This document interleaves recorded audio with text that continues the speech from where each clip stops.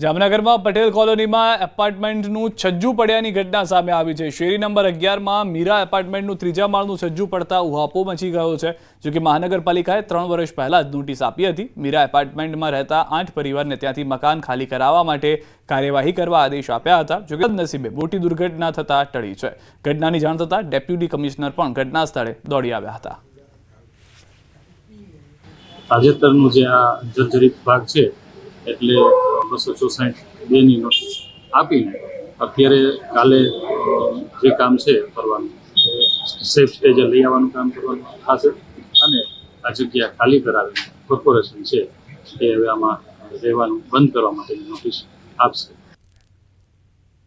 દિવાળી અને નવી ખેતીની તૈયારી માટે ખેડૂતો પોતાનો પાક માર્કેટિંગ યાર્ડ ખાતે મગફળી વેચવા આવી રહ્યા છે। ત્યારે માર્કેટિંગ યાર્ડ બહાર પણ વાહનોની લાંબી કતારો લાગી।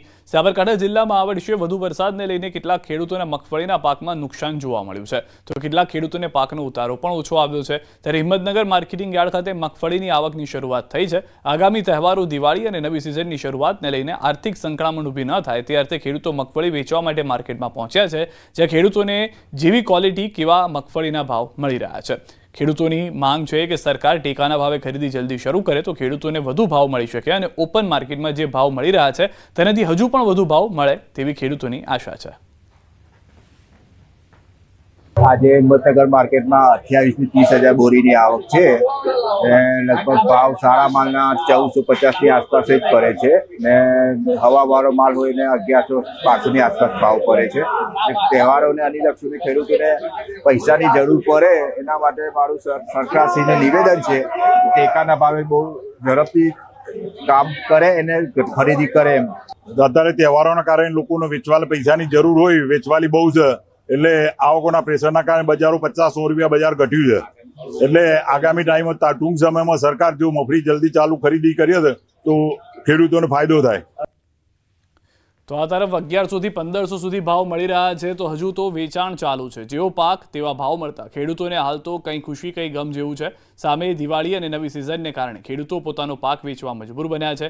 ત્યારે ખેડૂતોને આ ભાવ પોસાય તેમ નથી। આમ તો 1500 ઉપરાંત ભાવ પડે તો ખેડૂતોને ફાયદો થઈ શકે તેમ છે। હાલ દિવાળીના તહેવારો નિમિત્તે અને માલની આવક સારી એવી છે અને સારા એવા ભાવ મળતા હોય ખેડૂતો અહીંયા આવતા હોય છે। સાબરકાંઠા જિલ્લાનું મોટું માર્કેટ યાર્ડ કહી શકાય કે હિંમતનગર માર્કેટ યાર્ડમાં અત્યારે હાલ તો મગફળીની પુષ્કળ પ્રમાણમાં આવક નોંધાઈ રહી છે। નોંધનીય છે કે હિંમતનગર જે માર્કેટ યાર્ડ છે, માર્કેટ યાર્ડના બંને તરફના રસ્તાઓ ઉપર 2 થી 3 કિલોમીટર દૂર સુધી લાઈનો લાગી છે અને ખેડૂતો પોતાનો જે પાક છે પાક વેચવા આવી રહ્યા છે। અત્યારે હાલ તો જે દિવાળીનો તહેવાર અને નવી સિઝનની શરૂઆત થઈ રહી છે, ત્યારે ખેડૂતોને જે પૈસાની જરૂરિયાત માટે અહીંયા પોતાનો જે પાક છે પાક વેચવા આવી રહ્યા છે।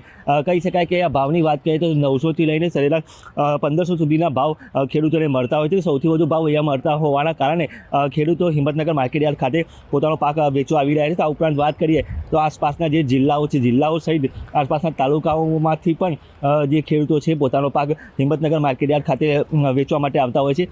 લાંબી લાઈનો આવતીકાલ વેચાણ માટેના પણ ટ્રેક્ટરો અત્યારથી આવી ચૂક્યા છે। એટલે કહી શકાય કે જે એક દિવસ અગાઉથી જ ખેતરો પર ખેડૂતો પોતાના ટ્રેક્ટર લઈને લાઈનમાં ઊભા રહ્યા છે। સારા ભાવની આશા અત્યારે હાલ તો ખેડૂતો પોતાનો પાક વેચી રહ્યા છે। ઈશાન પરમાર, ન્યૂઝ 18 ગુજરાતી, સાબરકાંઠા। પાટણમાં